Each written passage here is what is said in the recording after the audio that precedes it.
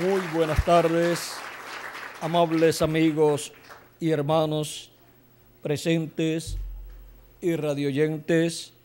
Es para mí un privilegio grande estar con ustedes en esta ocasión para compartir unos momentos de compañerismo alrededor de la palabra de Dios y su programa correspondiente a nuestro tiempo, para así ver el tiempo en que estamos viviendo y las bendiciones divinas que Dios tiene para los seres humanos en este tiempo final. Para lo cual quiero leer en Apocalipsis capítulo 2, verso 17, donde dice: el que tiene oído, oiga lo que el Espíritu dice a las iglesias. Al que venciere, daré a comer del maná escondido, y le daré una piedrecita blanca, y en la piedrecita escrito un nombre nuevo, el cual ninguno conoce sino aquel que lo recibe. Que Dios bendiga nuestras almas con su palabra y nos permita entenderla y nos dé a comer a todos de ese maná escondido. Pueden tomar asiento si tienen la bondad. Nuestro tema es el séptimo sello y el maná escondido.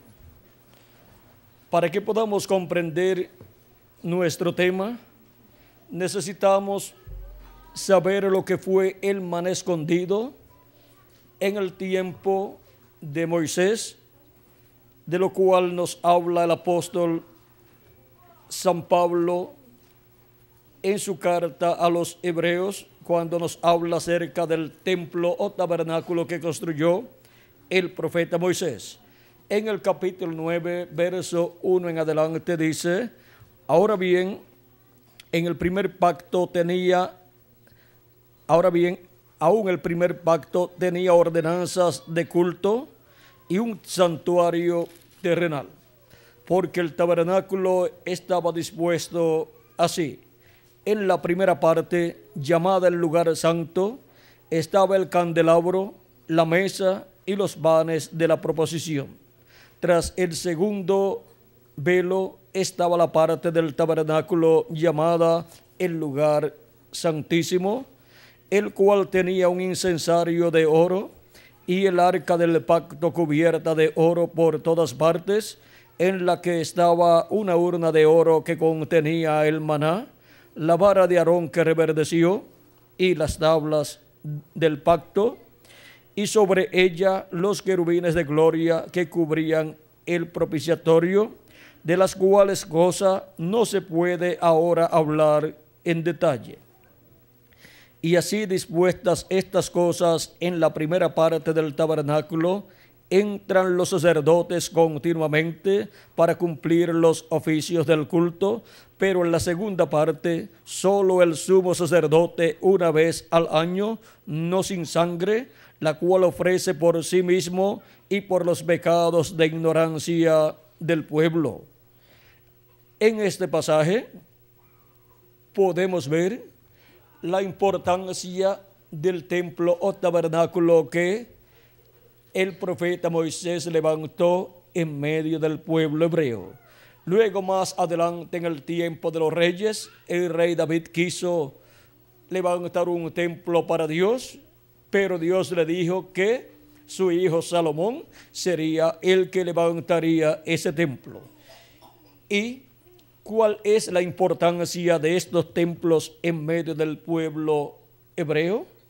¿Y cómo es posible que los pecados de un pueblo sean perdonados y cubiertos de la presencia de Dios y no sean vistos por Dios? Con ofrecer esos sacrificios a Dios y llevar a cabo esas ordenanzas divinas en el templo, en el mes séptimo de cada año, que es el mes en donde se lleva a cabo la ofrenda o sacrificio de la expiación, o sea, el día 10 del mes séptimo, se lleva a cabo el sacrificio del macho cabrío, el sumo sacerdote ese día del año entra al templo unas cuantas veces, pero siempre entra al lugar santísimo con sangre, pues si entra sin sangre allí, muere, porque delante de Dios ninguna persona puede presentarse sin sangre de la expiación del sacrificio. ¿Por qué? Porque de otra forma los pecados de la persona son vistos por Dios y la paga del pecado es muerte.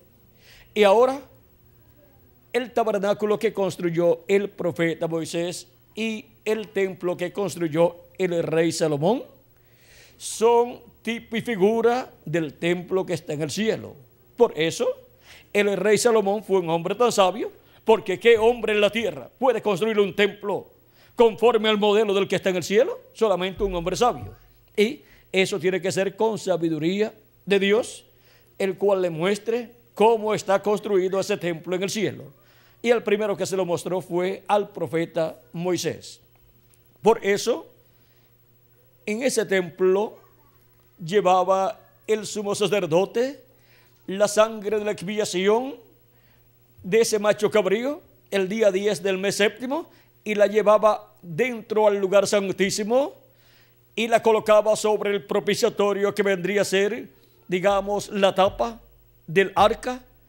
El arca era una caja de madera grande cubierta con oro, en donde estaban las tablas de la ley, la vara de Aarón que reverdeció y una vasija de oro llena de maná que habían tomado el día número 6, para que luego ese día número 6 era el día que tomaban doble cantidad, porque el día número 7, que era sábado, no caía maná del cielo. Y ahora el día número 6, entonces también tomaron ese maná que colocaron en esa vasija de oro y la colocaron en el lugar santísimo, y ese maná no se corrompía porque estaba ¿dónde? En el lugar santísimo. Ahora, viendo que el tabernáculo que construyó Moisés y el templo que construyó Salomón son tipo y figura, son la representación del templo que está en el cielo, vean ustedes el porqué. Las cosas que se hacían en ese templo de Salomón y en el tabernáculo que construyó Moisés eran aceptadas por Dios en el cielo, en el templo de Dios que está en el cielo, del cual Melquisedec es el sacerdote allí. Y Melquisedec es el mismo Jesucristo en su cuerpo teofánico. Por eso él es sacerdote según el orden de Melquisedec, no del orden levítico, no del orden al cual pertenecía Aarón y su familia, sino del orden celestial del templo que está en el cielo, que fue primero que el templo que construyó Moisés y que el templo que construyó Salomón. Y ahora vean ustedes con el sacrificio que ofrecían el día 10 del mes séptimo para la reconciliación del pueblo hebreo con Dios. El pueblo hebreo cada año, al ofrecer ese sacrificio, el cual era llevado por el sumo sacerdote al lugar santísimo, la sangre era llevada allí y era colocada sobre el propiciatorio, donde estaba la presencia de Dios en la luz de la Shekinah, esa luz que le habló a Moisés y le dijo: yo soy el Dios de Abraham, de Isaac y de Jacob. Esa luz que libertó al pueblo hebreo y le alumbraba el camino de noche, y de día era una nube que les cubría del sol, una nube de sombra. Y ese Dios todopoderoso que apareció a Moisés en esa nube de fuego, vean ustedes, estaba ¿dónde? En el tabernáculo que construyó Moisés, estaba sobre el propiciatorio, en medio de dos querubines de oro que estaban allí, y allí era donde Moisés llevaba la sangre, y luego lo hacía Aarón, llevaba allí la sangre. Aarón era el sumo sacerdote, y cada año ofrecía a Dios esa sangre. Tanto ofrecía la sangre de la expiación por el sacerdote y los demás sacerdotes, como también por todo el pueblo hebreo. Y así era perdonado el pueblo hebreo. Sus pecados eran cubiertos con la sangre de ese macho cabrío. Y cuando algo es cubierto, usted lo mira y no lo ve, porque queda tapada con esa sangre el pecado del pueblo hebreo. Y cuando Dios miraba al pueblo hebreo, no veía pecado en el pueblo hebreo. Era por eso, porque por medio de los sacrificios que el pueblo hebreo ofrecía a Dios, sus pecados eran cubiertos con la sangre de esos sacrificios. Y vean ustedes, el pueblo hebreo cometía errores, pecaba ante Dios, y luego que Dios diga que no ve pecado en el pueblo hebreo, eso es algo raro. Y el secreto está en que sus pecados estaban cubiertos con la sangre de esos sacrificios. Por eso el pueblo hebreo tenía todos esos sacrificios y era conforme al orden divino, conforme al tipo y figura del templo que está en el cielo. Eran tipo y figura de las cosas celestiales. Por eso es que esos sacrificios funcionaban así delante de Dios. Todos esos sacrificios eran tipo y figura del sacrificio de Jesucristo, el Cordero de Dios. ¿Ven? Y por eso actuaban en esa forma ante la presencia de Dios, en lo que llegaba el sacrificio perfecto del Cordero de Dios, Jesucristo, nuestro Salvador. Cuando llegó Jesucristo, encontramos que fue rechazado por el pueblo hebreo, lo cual obró para bien, porque de otra forma lo hubieran recibido y lo hubieran coronado y no hubiera hecho su sacrificio por sus hijos. Y entonces hubiera el pueblo tenido que todo el tiempo estar ofreciendo a Dios sacrificios de animalitos, porque el pecado del ser humano no puede ser quitado con los sacrificios de los animalitos, porque solamente cubre el pecado la sangre de esos animalitos, porque es tipo y figura del sacrificio de Cristo en la cruz del Calvario. El único sacrificio que quita el pecado es el sacrificio de Jesucristo. Y ahora, vean ustedes, cuando se llevó a cabo el sacrificio de Cristo en la cruz del Calvario, de ahí en adelante, no necesita ningún ser humano ofrecer a Dios un animalito en sacrificio por sus faltas o por sus pecados o por sus peticiones. Aún más, vean, Cristo dijo que el templo de Jerusalén sería destruido. Y fue destruido, pues ya no hace falta allí un templo en donde se ofrezcan sacrificios de animalitos, porque ya el templo de Dios que está en el cielo tiene un sacrificio vivo, el Cordero de Dios, el cual murió y luego resucitó y ascendió al cielo y se colocó en el lugar santísimo del templo que está en el cielo, y su sangre fue colocada sobre el propiciatorio del templo que está en el cielo, allá en el lugar santísimo. Y ahora lo mismo que hacía el sumo sacerdote en la tierra, en el templo terrenal, lo ha hecho Cristo en el cielo, en el templo que está allá en el cielo. Cristo, con su propia sangre, fue al lugar santísimo del templo que está en el cielo y la colocó en el trono de intercesión, o sea, el asiento de misericordia, que es el lugar de Dios allá, el trono de Dios en el cielo, lo cual estaba tipificado en el trono de intercesión o el lugar de propiciatorio o propiciatorio allí en el templo de Salomón y el templo que construyó Moisés en el lugar santísimo. Lo mismo que el sumo sacerdote hacía, colocando la sangre del macho cabrío de la expiación sobre el propiciatorio, es lo que Cristo ha hecho allá en el templo, pero el templo que está en el cielo.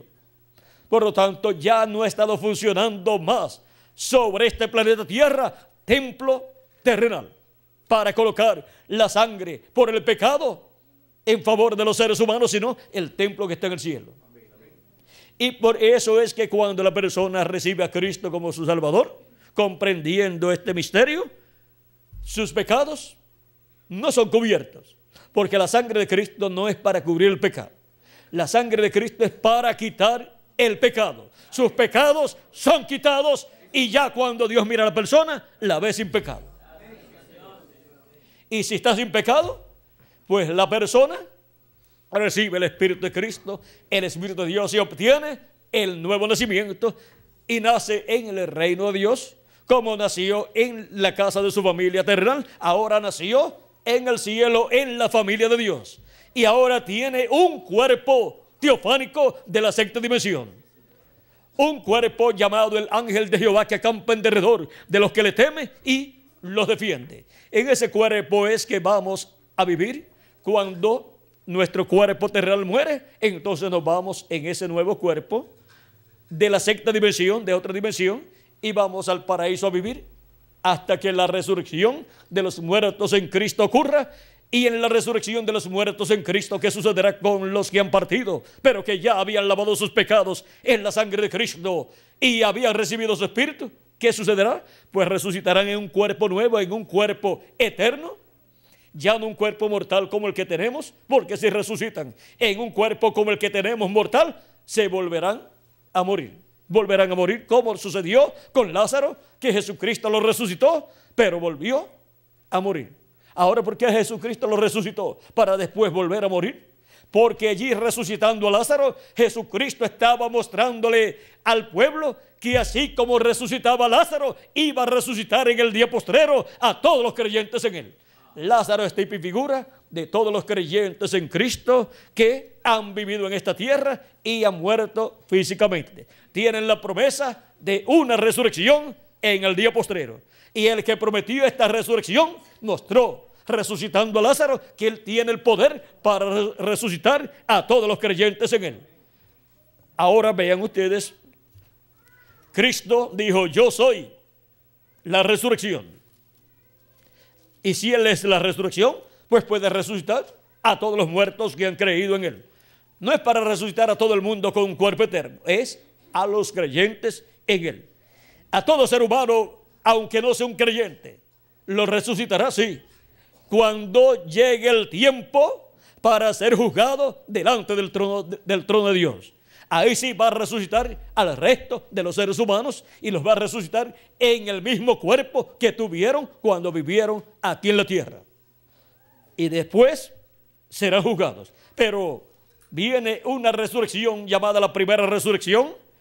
Esa resurrección es para los creyentes en Jesucristo.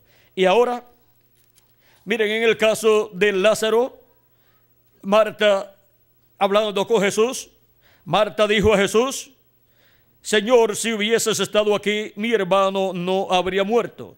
Mas también sé ahora que todo lo que pidas a Dios, Dios te lo dará. Jesús le dijo: tu hermano resucitará. Marta le dijo: yo sé que resucitará en la resurrección en el día postrero. ¿Por qué le dice que sabe que resucitará en la resurrección en el día postrero? Porque Jesús había enseñado que él llevaría a cabo la resurrección en el día postrero de todos los creyentes en él. Y ahora aquí estoy leyendo en el capítulo 11 de San Juan, versos 21 al 27, y Jesús le contesta. Le dijo Jesús: yo soy la resurrección y la vida. El que cree en mí, aunque esté muerto, vivirá. Y todo aquel que vive y cree en mí, no morirá eternamente. ¿Crees esto? Le dijo: sí, Señor. Y eso es lo que nosotros también decimos: sí, Señor, nosotros creemos que tú eres la resurrección y la vida, y que nosotros, creyendo en ti, no moriremos eternamente si muere nuestro cuerpo terrenal, sino que tú nos resucitarás nuevamente en un cuerpo eterno. Y ahora, donde Jesucristo ha prometido la resurrección de los creyentes en él para el día postrero, en San Juan capítulo 6, verso 39 al 40 dice: y esta es la voluntad del Padre, el que me envió, que de todo lo que me diere no pierda yo nada, sino que lo resucite en el día postrero. ¿Para cuándo? Para el día postrero. ¿Que le resucite cuándo? En el día postrero. Y esta es la voluntad del que me ha enviado, que todo aquel que ve al Hijo y cree en él tenga vida eterna, y yo le resucitaré en el día postrero. ¿A quién resucitará en el día postrero? A los que creen en quién, en Él. ¿Y cuál es el día postrero? Esa es una buena pregunta. Porque la Biblia habla aquí del día postrero, Jesús habla del día postrero, y en diferentes lugares de la Biblia habla de los días postreros también. ¿Qué son los días postreros y cuál es el día postrero? Para poder comprender este misterio de los días postreros y del día postrero, tenemos que leer lo que dice el apóstol San Pedro en su segunda carta, verso 8, donde dice: mas, oh amados, no ignoréis esto. Si no lo ignoramos, entonces podemos entender lo que son los días postreros. Que para con el Señor un día es como 1000 años y 1000 años como un día. Cuando se habla de un día delante de Dios, para los seres humanos es un milenio, o sea, 1000 años. Y cuando se habla de los días postreros delante de Dios, se habla de los milenios postreros para los seres humanos. Y cuando nosotros hablamos de los días postreros de la semana nuestra, nos referimos al jueves, que es el 5º día, viernes, que es el 6º día, y sábado, que es el 7º día. Y delante de Dios, esos son los 3 días postreros de una semana delante de Dios. Y para los seres humanos son los 3 milenios postreros, que son 5º milenio, 6º milenio y 7º milenio. Por eso es que ahora podemos comprender el por qué San Pablo dijo en Hebreos capítulo 1 y verso 1 al 2, Dios, habiendo hablado muchas veces y de muchas maneras en otro tiempo a los padres por los profetas, en estos postreros días, ¿cuándo? En estos postreros días nos ha hablado por el Hijo, a quien constituyó heredero de todo y por quien asimismo hizo el universo. ¿Cuándo dice que Dios habló por medio de su Hijo? En los postreros días, y ya han transcurrido 2000 años, si le añadimos al calendario los años de atraso que tiene. Ahora, estaría equivocado San Pablo al decir que aquellos días en donde Jesús estuvo predicando eran los días postreros. ¿Se equivocaría? San Pablo no se equivocó. Es que un día delante del Señor es como 1000 años y 1000 años como un día. Y cuando se habla de los días postreros se habla del 5º milenio, 6º milenio y 7º milenio. Y cuando Jesús tenía de 4 a 7 años de edad, comenzó el 5º milenio y por consiguiente comenzaron los días postreros delante de Dios, que para los seres humanos es los milenios postreros.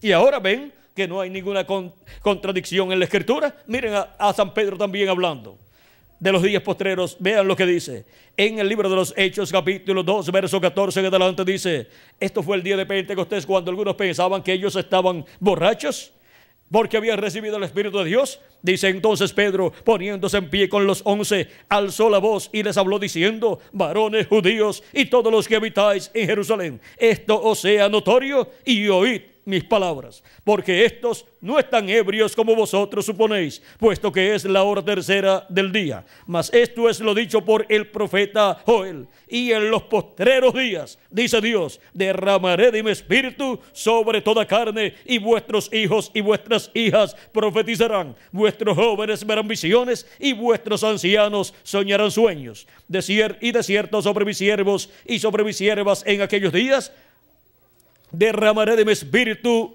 y profetizarán. ¿Para cuáles días? Dios prometió derramar de su espíritu para los postreros días. Y en los postreros días, dice Dios, derramaré de mi espíritu sobre toda carne. Y desde el día de Pentecostés en adelante, en donde derramó de su Espíritu sobre 120 personas, y de ahí en adelante ha estado derramando de su Espíritu Santo sobre toda persona que ha creído en Cristo como su Salvador, le ha recibido como su Salvador y ha lavado sus pecados en la sangre de Cristo. Luego ha recibido el Espíritu de Cristo. Cristo ha derramado de su Espíritu sobre millones y millones de personas que han creído en Él del día de Pentecostés hacia acá.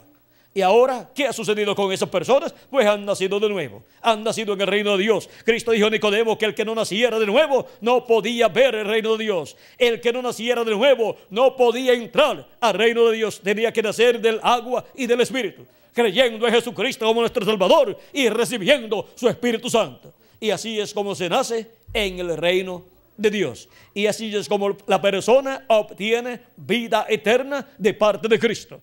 De otra forma, la persona vive en este planeta Tierra y aunque granjeare todo el mundo y se convirtiera en el millonario más grande, de nada le serviría si no tiene a Cristo como su Salvador y si no ha lavado sus pecados en la sangre de Cristo y ha recibido su Espíritu Santo. De nada le sirve, porque ¿de qué le vale al hombre si ganare todo el mundo y pierde su alma? De nada le sirve. ¿Por qué?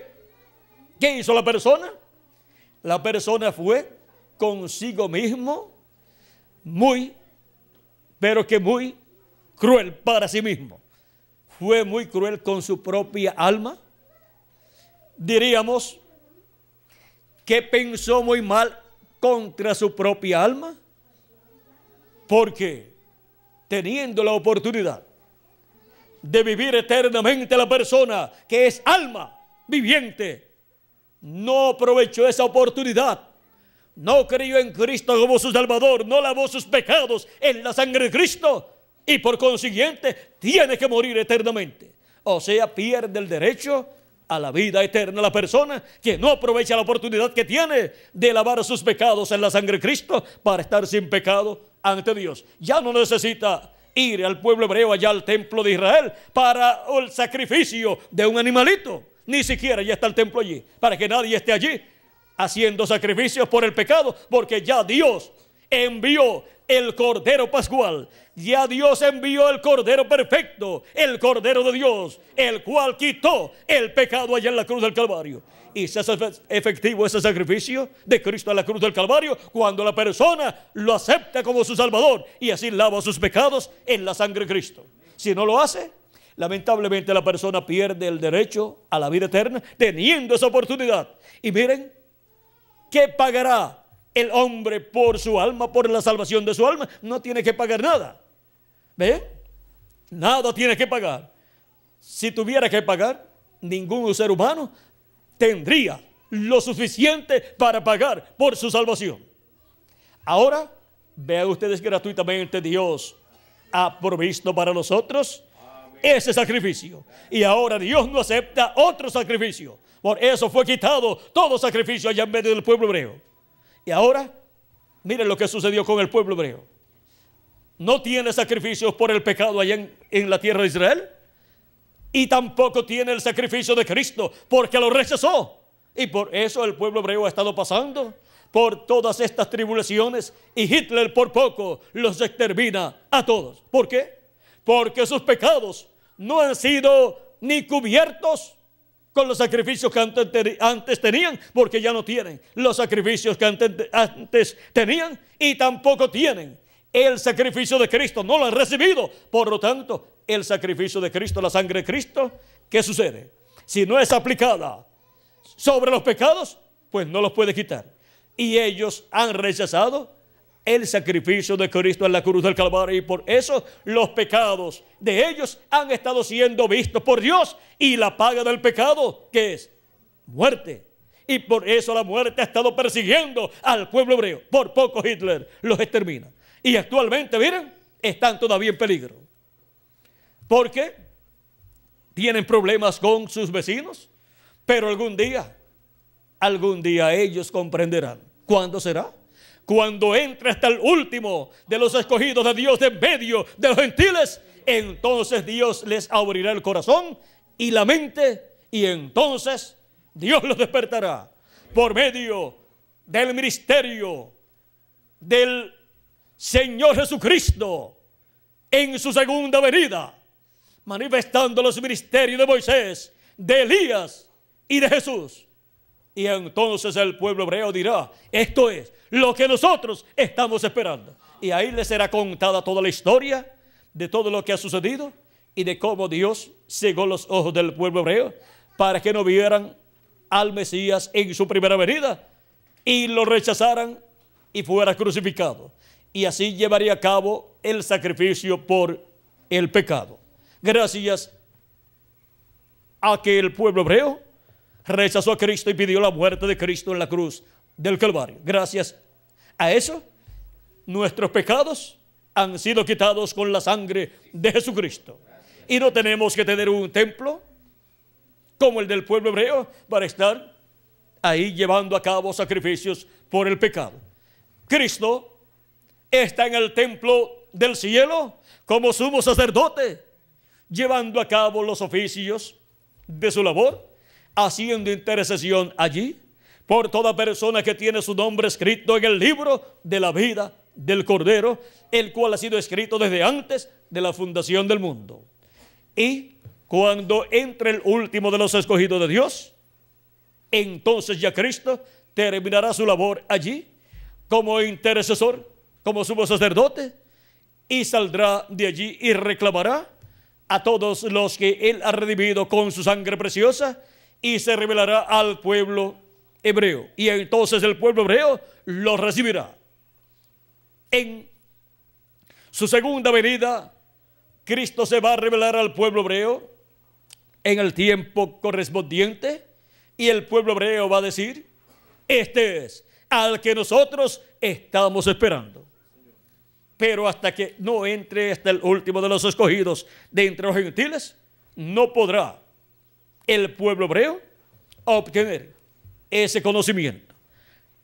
Ahora, ¿cómo será en este tiempo final para el llamado de los escogidos del día postrero, tanto de los escogidos de entre los gentiles como de los escogidos del pueblo hebreo? Cristo ha prometido dar del maná escondido. ¿Y qué es el maná escondido? Para el pueblo hebreo, el maná fue el que cayó del cielo cada día en la mañana por 40 años. En la tarde caía carne, o sea, codornices, y por la mañana maná, o sea, tenían el desayuno y luego tenían la cena. Y no trabajaban. Dios estuvo manteniendo al pueblo hebreo por 40 años y eran no menos de 2 millones de personas. Vean ustedes, el Dios Todopoderoso los mantuvo por el desierto, y todo eso para probarlos, para saber si servirían a Dios o no servirían. Vean, nos habla Dios en el libro de Deuteronomio capítulo 8 verso 1 en adelante, el motivo por el cual tuvo al pueblo hebreo por el desierto viajando por 40 años, porque eso era un viaje que se daba en menos de un año, y vean, le tomó 40 años al pueblo hebreo llegar a la tierra prometida. Deuteronomio capítulo 8 verso 1 en adelante dice: cuidaréis de poner por obra todo mandamiento que yo os ordeno hoy, para que viváis y seáis multiplicados, y entréis y poseáis la tierra que Jehová prometió con juramento a vuestros padres, y te acordarás de todo el camino por donde te ha traído Jehová tu Dios estos 40 años en el desierto, para afligirte, para probarte, para saber lo que había en tu corazón, si habías de guardar o no sus mandamientos. Y te afligió y te hizo tener hambre, y te sustentó con maná, comida que no conocías tú, ni tus padres la habían conocido, para hacerte saber que no solo de pan vivirá el hombre, mas de todo lo que sale de la boca de Jehová vivirá el hombre. Ahora vean el motivo por el cual Dios pasó al pueblo hebreo por el desierto. Muchas personas, cuando están bien económicamente, dicen: Dios es muy bueno, y quieren servir a Dios. Pero cuando la situación es difícil en su vida, algunas personas no quieren servir a Dios. Y toda persona, desde lo profundo de su corazón, debe decir: yo amo a Dios y sirvo a Dios en las buenas y en las malas también. Y eso es lo que Dios quiere de su pueblo. Y por eso es que hay que pasar por las etapas buenas y por las etapas malas también. y mantenerse la persona fiel a Cristo, sirviéndole todos los días de su vida. Y ahora el pueblo hebreo fue probado y el pueblo hebreo falló. Cuando venían los momentos de prueba, se rebelaban en contra de Moisés y por consiguiente en contra de Dios. Y ahora Cristo, usando estas palabras, que no solamente de pan vivirá el hombre, sino de todo lo que sale de la boca de Dios, Cristo dijo, cuando fue tentado por el diablo, cuando el diablo le dijo que si era hijo de Dios convirtiera aquellas piedras en pan, pues llevaba ya 40 días sin comer, estaba ayunando y ahora tuvo hambre y el diablo quería que convirtiera aquellas piedras en pan si era el hijo de Dios. ¿Y qué hubiera sucedido? ¿Qué era lo que el diablo quería? Pues que si era hijo de Dios, la convirtiera en pan, se la comiera y se muriera, porque una persona que está sin comer por 40 días, si se come un pedazo de pan, se muere porque su sistema digestivo no está funcionando por 40 días. Y vean ustedes, si era hijo de Dios y hacía ese milagro, el diablo iba a saber que era el hijo de Dios, pero se iba a morir con lo mismo que había hecho si se comía aquellas piedras convertidas en pan. Pero Jesús le dijo, no solamente de pan vivirá el hombre, sino de toda palabra que sale de la boca de Dios. La boca de Dios son los profetas de Dios. Y toda palabra que sale de los profetas de Dios para el pueblo de Dios es alimento espiritual para el alma del ser humano. Vean, toda persona diariamente come, porque sabe que si no come, se debilita, se enflaquece, se muere y después se muere, se enferma y después se muere. Y ahora, toda persona necesita comer allá en lo profundo de su ser, en su alma, porque de otra forma su alma morirá, se enfermará y morirá. Pero ¿qué alimento se va a comer a la persona? Hay solamente un alimento para el alma del ser humano y esa es la palabra de Dios, la palabra que sale de la boca de Dios. Y ahora vamos a ver dónde conseguimos esa palabra de Dios.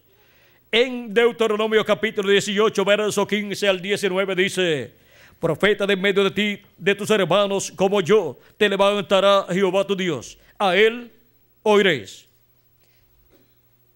¿A quién dice el profeta Moisés que el pueblo está llamado a escuchar? Al profeta que Dios levante de en medio del pueblo. Dice, conforme a todo lo que pediste a Jehová tu Dios en Horeb el día de la asamblea, diciendo, no vuelva yo a oír la voz de Jehová mi Dios, ni vea yo más este gran fuego para que no muera. Esto fue en el monte Sinaí, el monte Horeb. Y Jehová me dijo, y aquí está hablando Moisés, y Jehová me dijo, han hablado bien en lo que han dicho. Profeta les levantaré de en medio de sus hermanos como tú, o sea, como Moisés. Y pondré mis palabras en su boca. ¿Dónde Dios coloca sus palabras? En la boca del profeta que él levanta. Y él les hablará todo lo que yo le mandare. Todo lo que Dios le mande hablar a ese profeta lo va a hablar porque Dios ha colocado en su boca esa palabra. Y toda persona debe escuchar la voz de Dios en ese profeta. Hay personas que dicen, a mí no me interesa escuchar la palabra de Dios. A mí no me interesan las cosas de Dios, las cosas religiosas. Toda persona tiene libre albedrío. Y por cuanto toda persona tiene libre albedrío, toda persona decide si va a escuchar o no va a escuchar. Nadie la puede obligar a escuchar o a no escuchar. Porque toda persona es responsable delante de Dios por sí mismo. Y ahora, ¿qué será de las personas que no escucharán? Bueno, vamos a leerlo aquí. Mas a cualquiera que no oyere mis palabras, que él hablare en mi nombre, yo le pediré cuenta. Que se las arregle después con Dios, porque Dios es el que le va a pedir cuenta a la persona por no haber escuchado esa palabra de Dios. Y en el libro de los Hechos, capítulo 13, verso 22 al 23, aquí está siendo citado por San Pedro, está citado este pasaje donde dice: porque Moisés dijo a los padres, el Señor vuestro Dios os levantará profeta de entre vuestros hermanos como a mí. A él oiréis en todas las cosas que os hable. Y toda alma que no oiga a aquel profeta será desarraigada del pueblo. Será desarraigada y pierde el derecho a pertenecer al pueblo de Dios. Pierde el derecho a la vida eterna. Y nadie quiere perder el derecho a vivir eternamente, y menos vivir en un cuerpo eterno como el que Dios tiene para el ser humano que escucha la voz de Dios. El que oye mi palabra, dice Cristo, ¿qué tiene? Vamos a ver. En San Juan, capítulo 5, Cristo dice la bendición que hay para los que escuchan su palabra. Dice, capítulo 5, verso 24, dice: de cierto os digo, el que oye mi palabra y cree al que me envió, tiene vida eterna, y no vendrá a condenación, mas ha pasado de muerte a vida. Ha pasado de muerte a vida. Cuando hemos nacido en esta tierra, hemos nacido en medio de una raza caída, en medio de una raza muerta espiritualmente con Dios. Delante de Dios, el ser humano se encuentra en esa condición caída. Pero cuando recibe a Cristo como su Salvador y lava sus pecados en la sangre de Cristo y recibe su Espíritu Santo, esa persona ha sido pasada de muerte a vida eterna. Tiene ya vida eterna esa persona cuando ha recibido a Cristo y ya ha recibido un cuerpo teofánico de la sexta dimensión. Y ahora hemos visto donde Dios coloca su palabra, en la boca del profeta que Él envía. Así fue en cada profeta que Dios envió. Así fue también en Jesucristo. Así fue en los apóstoles del Señor Jesucristo. Y así fue en los 7 mensajeros de las 7 edades de la iglesia gentil. San Pablo decía: no vivo yo, vive Cristo en mí. La palabra, el mensaje que Pablo predicaba era el mensaje de Cristo, la palabra de Cristo para aquella primera edad en medio de los gentiles.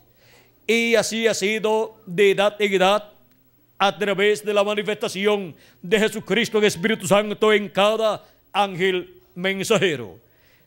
Cristo dijo en San Juan capítulo 10 versos 14 al 16: yo soy el buen pastor y conozco mis ovejas y las mías me conocen, así como el Padre me conoce y yo conozco al Padre y pongo mi vida por las ovejas. También tengo otras ovejas que no son de este redil. O sea que no son del redil hebreo, son gentiles.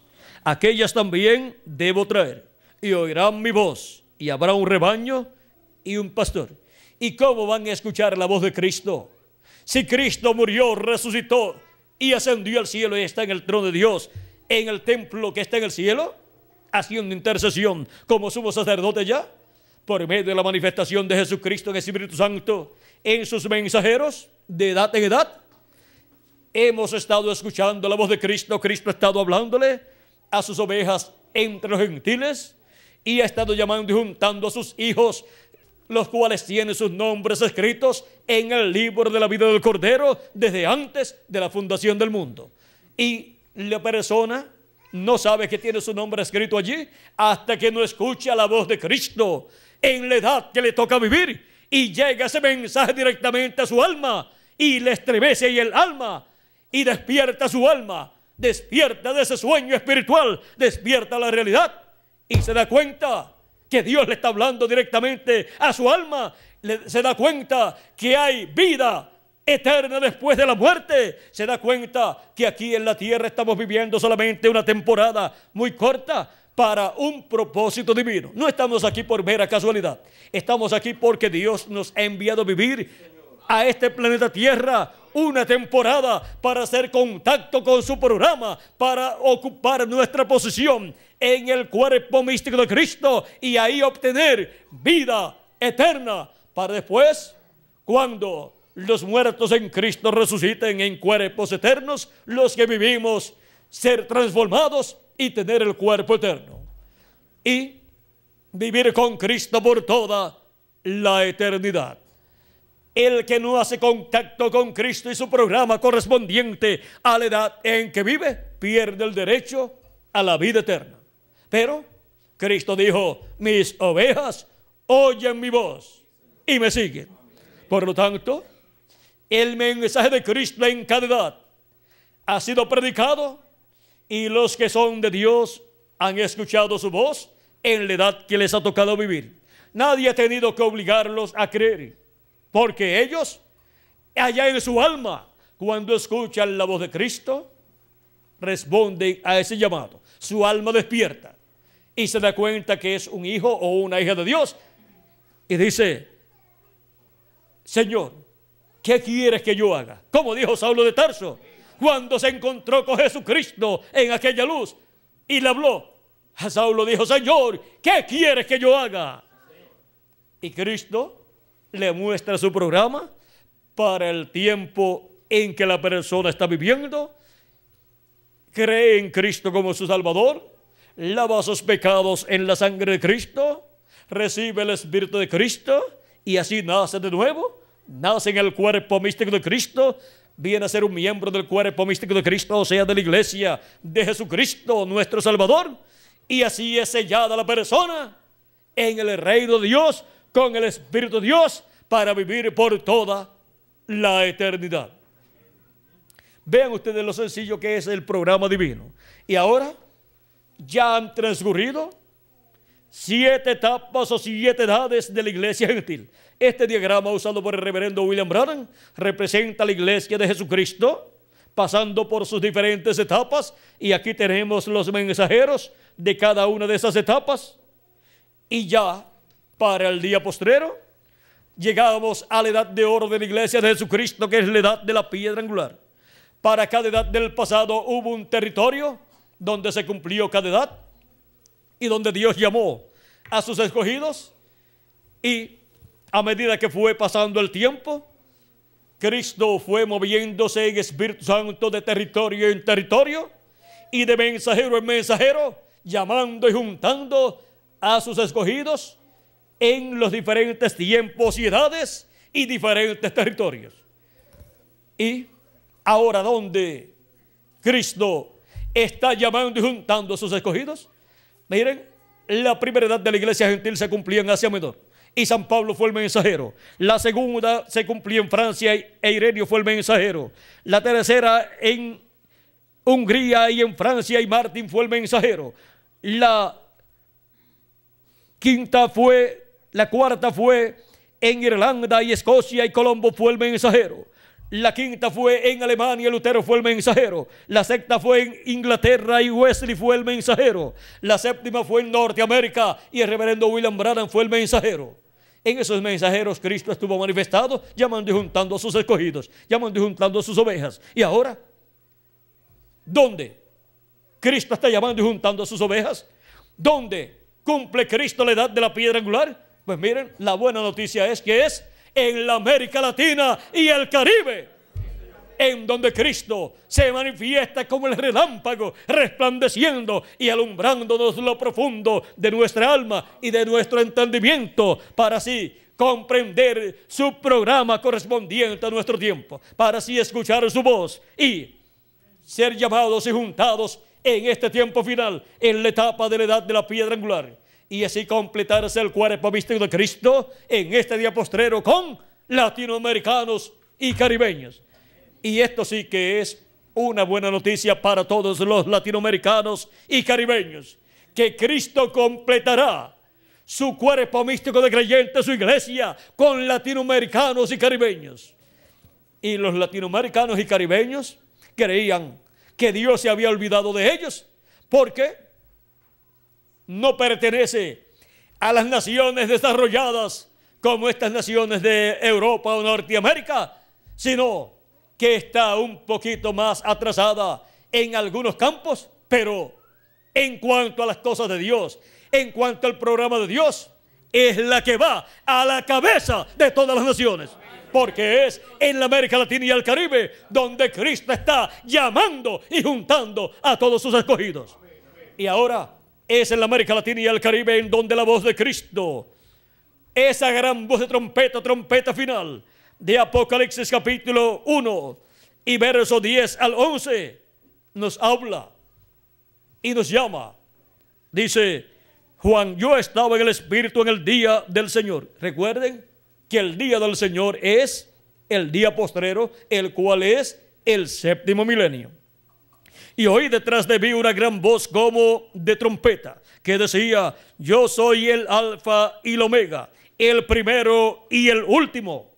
¿Quién es el Alfa y Omega? ¿Quién es el primero y el último? Nuestro amado Salvador Jesucristo. Es la voz de Jesucristo hablándonos en este día postrero. Ahora, ¿cómo nos va a estar hablando? ¿Por medio de quién estará hablándonos? En Apocalipsis capítulo 4 verso 1 dice las cosas que estará hablando, las cosas que estará dando a conocer. Después de esto miré, y aquí una puerta abierta en el cielo, y la primera voz que oí, como de trompeta, hablando conmigo, dijo: sube acá, y yo te mostraré las cosas que sucederán después de estas. ¿Y cómo vamos a subir? ¿Y a dónde vamos a subir? Vamos a subir a la edad de la piedra angular, donde Cristo estará hablándonos con esa gran voz de trompeta del evangelio del reino, y estará mostrándonos todas estas cosas que deben suceder en este tiempo final.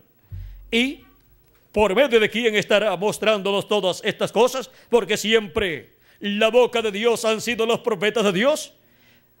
En Apocalipsis capítulo 22 verso 6 tenemos la respuesta a esa pregunta. Y me dijo: estas palabras son fieles y verdaderas. Y el Señor, el Dios de los espíritus de los profetas, ha enviado su ángel para mostrar a sus siervos las cosas que deben suceder pronto. ¿A quién ha enviado? A su ángel mensajero. ¿Para qué? Para mostrar a sus siervos las cosas que deben suceder pronto. Es aquí en la edad de la piedra angular donde envía su ángel mensajero, así como envió en las 7 edades a 7 mensajeros, a través de los cuales le habló a su pueblo y llamó y juntó a sus escogidos en el cuerpo místico de Cristo. Y aquí en la edad de la piedra angular envía su ángel mensajero para darle a conocer a la gente, a todos los hijos e hijas de Dios, todas estas cosas que deben suceder pronto. Y así llama y junta a sus escogidos en la edad de la piedra angular. Y esta es la edad que corresponde a los latinoamericanos y caribeños. Es a los latinoamericanos y caribeños que les envía su ángel mensajero, dándole a conocer todas estas cosas que deben suceder pronto. Y en Apocalipsis capítulo 22 verso 16 dice: yo, Jesús, he enviado mi ángel para daros testimonio de estas cosas en las iglesias. ¿Para dar testimonio de qué cosas? De todas estas cosas que deben suceder pronto. Para eso envía su ángel mensajero. Lo envía para todas las iglesias. Es un profeta mensajero dispensacional con el mensaje del evangelio del reino, revelándole a todas las iglesias y a todos los seres humanos todas estas cosas proféticas que están en el libro del Apocalipsis que deben suceder. El libro del Apocalipsis es un libro simbólico y contiene en esos símbolos todas las cosas que deben suceder en este tiempo final, como también contiene los símbolos de las cosas que sucederían durante todo este tiempo de Cristo hacia acá. Y ahora, para el día postrero, Él envía a su ángel mensajero para darnos testimonio de todas estas cosas que deben suceder pronto. Y ahora Él ha prometido darnos del maná escondido. ¿Y qué es el maná escondido? Porque todos queremos comer de ese maná escondido. Cristo es el maná escondido. Cristo es la palabra. Y ahora el maná escondido en el tabernáculo que construyó Moisés, ¿dónde estaba? Estaba en el lugar santísimo, dentro del arca del pacto. Y en este diagrama tenemos las 7 etapas o edades de la iglesia gentil y la edad de la piedra angular.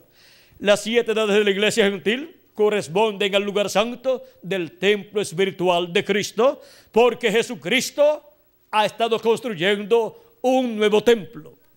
Ya no se necesita el templo de Moisés, tampoco se necesita el templo de Salomón, sino que Jesucristo ha estado construyendo un nuevo templo con seres humanos. Y por eso es que han estado siendo llamados y juntados los hijos e hijas de Dios para venir a formar parte de ese templo espiritual. Por eso es que San Pedro, hablándonos de ese templo, nos dice en el capítulo 2 de su primera carta, verso 4 en adelante: acercaos a él, piedra viva, o sea, acercaos a Cristo, piedra viva, desechada ciertamente por los hombres, fue desechada en su primera venida, mas para Dios escogida y preciosa, vosotros también, como piedras vivas. Ahora nosotros somos piedras vivas, así como Cristo es una piedra viva. Una piedra viva, un ser vivo, representado en piedras, pero ahora son piedras vivas. ¿Y ahora qué va a hacer con estas piedras vivas? Dice: vosotros también, como piedras vivas, sed edificados como casa espiritual y sacerdocio santo, para ofrecer sacrificios espirituales aceptables a Dios por medio de Jesucristo. Y ahora, cada uno de nosotros como individuos somos una piedra viva, para ser un templo santo para el Señor como individuo, y para venir a formar parte de ese templo espiritual que es la iglesia del Señor Jesucristo. Y Él ha estado llamando seres humanos que son piedras vivas y los ha estado colocando en ese templo espiritual que Él ha estado construyendo. Y con todos los escogidos que Él llamó y juntó en las 7 etapas o edades de la iglesia gentil, formó el lugar santo de ese templo espiritual. Y para el día postrero, con todos los escogidos que Él llama y junta en la edad de la piedra angular, forma el lugar santísimo de su templo espiritual. La parte más importante de su templo espiritual, la parte más importante de la iglesia de Jesucristo, es la edad de la piedra angular, y el pueblo en quien se cumple esa edad de la piedra angular es el pueblo latinoamericano y caribeño. Así es que la bendición más grande del templo de Jesucristo la tiene Jesucristo. ¿Dónde? En la América Latina y el Caribe, en medio de un pueblo sencillo y humilde, pero que ama a Dios y cree en Dios, tiene fe en Dios y sabe que Dios está con nosotros. No importa las situaciones difíciles por las cuales pase la América Latina, Dios está con la América Latina y el Caribe, está con los latinoamericanos y caribeños, y está construyendo el lugar santísimo de su templo espiritual. Y ahora, ¿dónde estaba el maná escondido? En el tabernáculo que construyó Moisés. Estaba en el lugar santísimo. Y es en el lugar santísimo del templo espiritual de Cristo donde estará el maná escondido y estará siendo dado a todos los hijos e hijas de Dios. Y ese maná escondido, miren ustedes, es el alimento espiritual que no se corromperá. Porque el maná escondido, mientras estuviera en el lugar santísimo, permanecería allí intacto, porque estaba en la presencia de Dios. Y ahora, el maná escondido, que es la palabra, que es Cristo la palabra, estará manifestado en el día postrero, en la revelación de Jesucristo para el día postrero. La revelación de Jesucristo como el león de la tribu de Judá, como rey de reyes y señor de señores, en el día postrero, viniendo a su iglesia en la edad de la piedra angular y dispensación del reino. Esa revelación, la revelación de Jesucristo para el día postrero, es el maná escondido para todos los hijos e hijas de Dios. Y la revelación de Jesucristo para el día postrero es la segunda venida de Cristo. Ese es el alimento espiritual que en edades y dispensaciones pasadas ningún ser humano se pudo comer. ¿Por qué? Porque para las edades pasadas el alimento espiritual que el pueblo de Dios ha estado comiendo es el alimento espiritual de la palabra de la primera venida de Cristo como el Cordero de Dios, quitando el pecado del mundo en la cruz del Calvario. Y ese es un alimento espiritual para nuestra alma. Pero hay un alimento espiritual que ha estado escondido de los seres humanos, y es la segunda venida de Cristo como el león de la tribu de Judá, como Rey de reyes y Señor de señores en su obra de reclamo. Y eso es alimento espiritual, eso es maná escondido. Esa es de la revelación divina que Cristo le dará a todos los hijos e hijas de Dios del día postrero en la edad de la piedra angular, en adición a la revelación divina de la primera venida de Cristo. Primero tenemos que tener la revelación divina de la primera venida de Cristo y haber recibido a Cristo como nuestro Salvador y haber lavado nuestros pecados en la sangre de Cristo. ¿Para qué una persona quiere la segunda venida de Cristo si no recibe primero la primera venida de Cristo y los beneficios de la primera venida de Cristo? Hay que recibir primero la primera venida de Cristo y su obra de redención en la cruz del Calvario, y así recibir a Cristo como nuestro Salvador, lavar nuestros pecados en la sangre de Cristo y recibir su Espíritu Santo, para después recibir la revelación de la segunda venida de Cristo como el león de la tribu de Judá, como Rey de reyes y Señor de señores en su obra de reclamo, donde reclamará a todos aquellos que Él ha redimido con su sangre preciosa, que son aquellos que le han recibido como su Salvador, los cuales en el día postrero, si permanecen vivos hasta que los muertos en Cristo resucitan, cuando veamos a los muertos en Cristo resucitados, nosotros seremos transformados. Ahora, para el día postrero, los escogidos que serán transformados, primeramente han comido el alimento espiritual de Cristo, de la primera venida de Cristo, así como encontramos que el pueblo hebreo estuvo comiendo maná del cielo durante 40 años. Pero hubo un alimento, un maná, que estaba escondido en el lugar santísimo. Y ese maná escondido representa la segunda venida de Cristo siendo revelada a todos los hijos e hijas de Dios. Y para el día postrero estaremos recibiendo esta revelación y nos las estaremos comiendo allá en nuestra alma.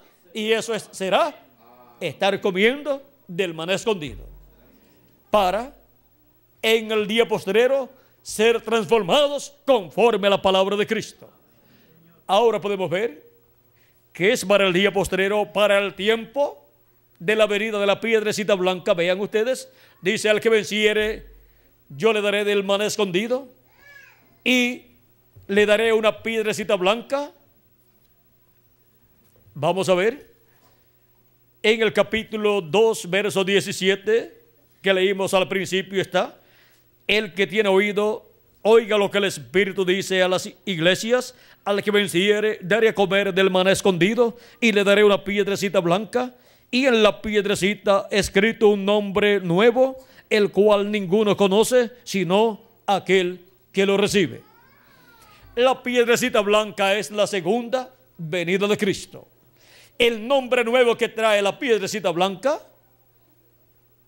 vean ustedes, vamos a ver aquí en Apocalipsis capítulo 3, verso 12, que nos habla también de un nombre nuevo. Para que tengamos el cuadro claro, dice: al que venciere, yo le haré columna en el templo de mi Dios, y nunca más saldrá de allí, y escribiré sobre él el nombre de mi Dios y el nombre de la ciudad de mi Dios, la nueva Jerusalén, la cual desciende del cielo de mi Dios, y mi nombre nuevo.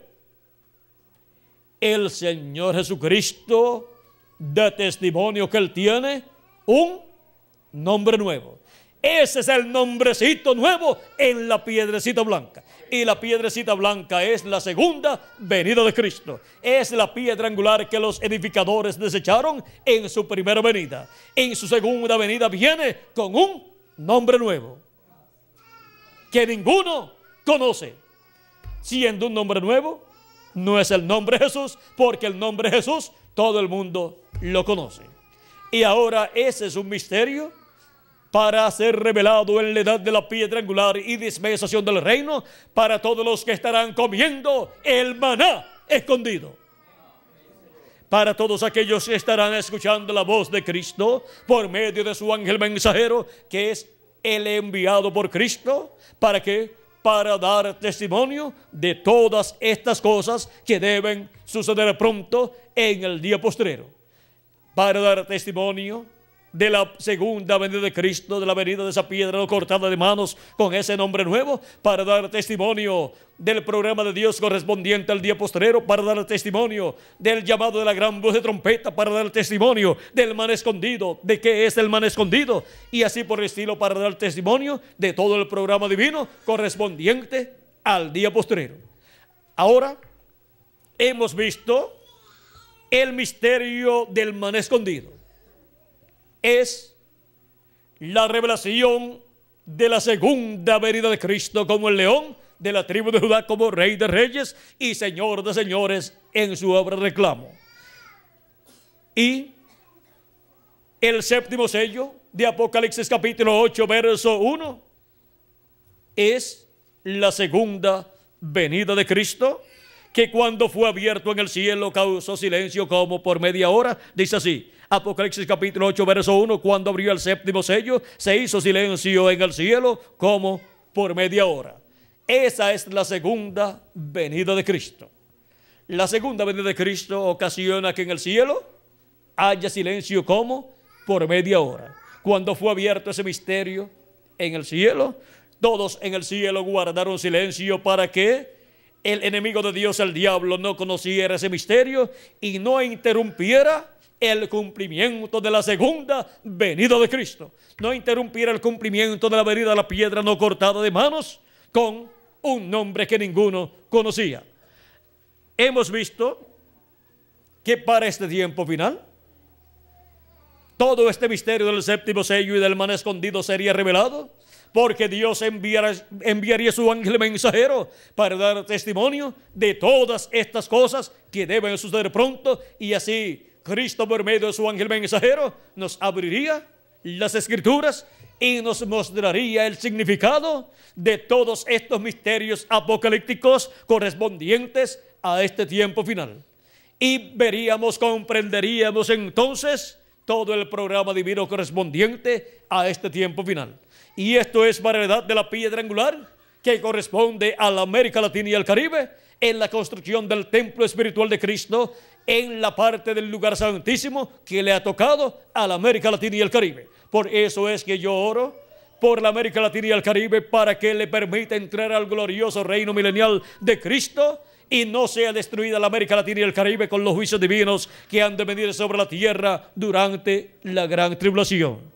Yo amo a la América Latina y al Caribe y pido a Cristo que la libre de esos juicios divinos que han de venir, que le permita sobrevivir a la gran tribulación y entrar al reino milenial de nuestro amado Señor Jesucristo, y que se llene el glorioso reino milenial de latinoamericanos y caribeños. Pues es en la América Latina y el Caribe donde Cristo está construyendo el lugar santísimo de su templo espiritual. Por lo tanto, que la bendición del lugar santísimo del templo espiritual de Cristo venga también sobre los latinoamericanos y caribeños, y sobre todo el territorio latinoamericano y caribeño, y puede entrar al glorioso reino milenial de nuestro amado Señor Jesucristo. Esa es la petición mía delante de Dios de todo corazón para la América Latina y el Caribe. Ya los demás lugares no tienen un mensajero que ore por esos lugares donde se cumplieron esas edades, pero la América Latina y el Caribe sí tiene gente que ore por la América Latina y el Caribe. Tiene a todos ustedes y a mí también orando por el territorio latinoamericano y caribeño. Hemos llegado al tiempo final. Hemos llegado al tiempo en donde el misterio del séptimo sello ha estado siendo abierto y en donde el man escondido ha estado siendo dado a los latinoamericanos y caribeños en la edad de la piedra angular, en donde todos hemos estado escuchando la trompeta final o gran voz de trompeta, llamando y juntando a todos los escogidos de Dios. Cristo dijo en San Mateo capítulo 24 verso 31, y enviará a sus ángeles con gran voz de trompeta y juntarán a sus escogidos. esa gran voz de trompeta del Evangelio del Reino, revelando el misterio de la segunda venida de Cristo, como el león de la tribu de Judá, como Rey de reyes y Señor de señores en su obra de reclamo. Y así, con ese misterio revelado, llamando y juntando a todos los escogidos de Dios. Eso es lo que está sucediendo actualmente en la América Latina y el Caribe. Este es el territorio de la bendición de Dios en el cuerpo místico de Cristo en este día postrero. Este es el territorio donde las bendiciones de Jesucristo vienen sobre su iglesia para pronto los muertos en Cristo ser resucitados y nosotros los que vivimos ser transformados e ir con Cristo a la cena de las bodas del Cordero. Por eso es que Él envía en el día postrero a su ángel mensajero. Yo, Jesús, he enviado mi ángel para daros testimonio de estas cosas en las iglesias. Ese es el ángel mensajero de la edad de la piedra angular y de la dispensación del reino. Es un profeta dispensacional con el mensaje del Evangelio del Reino, que es el mensaje de la trompeta final o gran voz de trompeta, llamando y juntando a todos los escogidos de Dios y revelándole este misterio del séptimo sello, el misterio de la segunda venida de Cristo como el león de la tribu de Judá, como Rey de reyes y Señor de señores en su obra de reclamo. Y así dándonos el maná escondido en la edad de la piedra angular, en la edad del lugar santísimo del templo espiritual de Jesucristo. Ha sido para mí un privilegio grande estar con ustedes dándoles testimonio del séptimo sello y el maná escondido. Que las bendiciones de nuestro amado Señor Jesucristo, el ángel del pacto, sean sobre todos ustedes y sobre mí también, y que siempre nos alimente con su palabra el maná escondido nuestra alma, y que pronto los muertos en Cristo resuciten y nosotros los que vivimos seamos transformados. En el nombre eterno del Señor Jesucristo. Amén y amén. Dejo nuevamente al reverendo Miguel Bermúdez Marín con nosotros. Muchas gracias y pasen todos muy buenas tardes.